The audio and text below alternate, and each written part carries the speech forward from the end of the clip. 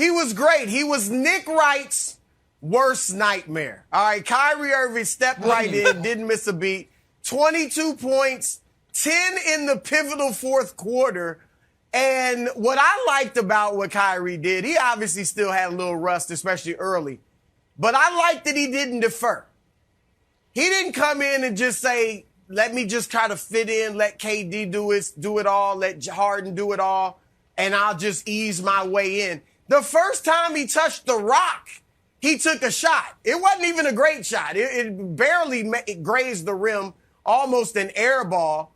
But I liked that Kyrie was Kyrie, and he came out and played his game, and I think that was necessary. And here's the thing, guys.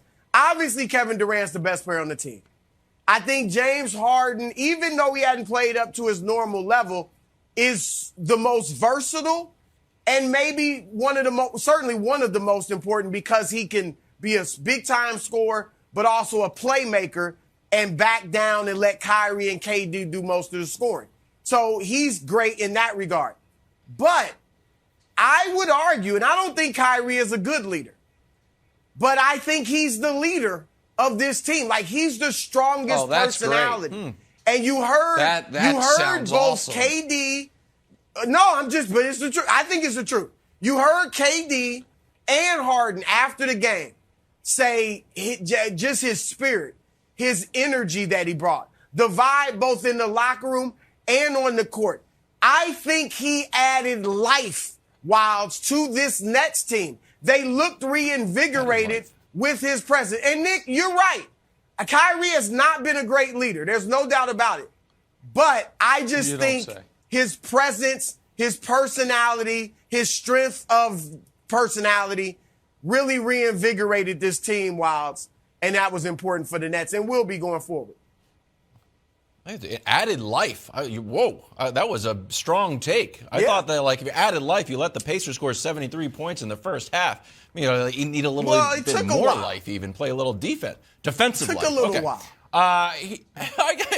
Here's my take. And a lot of things that you thought were going to happen happened. Kyrie handles still there.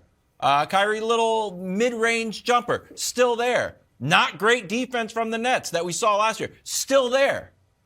There's one thing, Nick, that jumped out at me, and I said, why is this one resonating with me so much? It's that when Kyrie was on the bench, he had little flecks of gray in his hair. It stuck with me. Bear with me. It stuck with me for a reason. I was trying to figure out why. And I think it's because Kyrie has always been synonymous with youth and sort of like a no end to his basketball career. We always just remember Kyrie being young. You remember Kyrie at Duke. You remember Kyrie with the Cavs without LeBron. And then when LeBron got there, LeBron was the elder statesman, and he still is, and Kyrie was like the younger brother. To the point that Kyrie was so representative of youth, his alter ego character, Uncle Drew, was old. That was the whole point. See how young I am? Look at this funny character. Look how old he is. Right. And now I saw Kyrie with the little flecks of gray in his hair, and it made me think he'll be 30 in March, which is sort of like you're not young, but you're not old. It made me think that Kyrie had a little retirement appetizer these last 8 months, and I don't think he liked it as much as everyone thought that he would. We've always heard, Kyrie could just walk away from the game. Kyrie's just going to walk away one day and you'll never hear from him again. Smart. I don't necessarily think that's true when we look at his comments that he had leading up to this game and after the game. He really missed basketball. And I think that the idea that Kyrie would just walk away or he doesn't need basketball or he doesn't love basketball, I think that's all hogwash. I think that Kyrie really missed basketball. He saw what his life was like without basketball, and he didn't necessarily love it. And I was happy to have him back. Well, I think that is super smart and super insightful. And I also think what Broussard said, for the most part, was very smart as well, which is why it's such a shame. It started with just a bald-faced lie that this is Nick Wright's worst nightmare. Listen, the Nets have brought me nothing but joy over the last few years. There's nothing I enjoy more other than the success of my children than being right, than being correct about things. And no one in the world was more right about the Nets last year than this guy right here. And I enjoyed last night, buddy. I enjoyed last night because we got the full Nets experience. 2 years of this experiment, just smashed into a game. We had brilliance from Kevin Durant. We had downright abysmal defense. We had James Harden saying, "What's my role exactly?" We had Steve Nash just pressing the play KD the whole game button repeatedly. We got the whole thing. We even got mixed in some Kyrie Irving handle, which I had missed because Kevin Durant is correct. It is a beautiful brand of basketball. Kyrie Irving, I believe, with respect to Isaiah Thomas and Steph Curry, has the best handle in league history. And as a basketball fan, I did miss seeing it. However, Broussard, it is incumbent upon me to remind America we will now have to wait a few days until we see it again. The Nets play 2 games.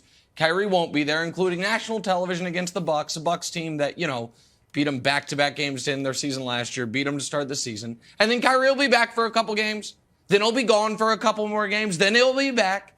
But the Nash thing, I think, is important. Because while you maybe have a slightly higher opinion of Steve Nash, the head coach, than I do, I don't think you're out here, thinking he is Larry Brown, with the 04 Pistons, that he's pressing all the right buttons. Okay. Do you think a guy who couldn't juggle or handle rotations last year, who this year his answer has been played Kevin Durant, he's literally second in the league in minutes, and Harden is third. Just play those guys the whole game. Do you think that adding the variable of we are going to have one set of rotations for road games and one set of rotations for home games is something, and I mean this seriously, Steve Nash can handle?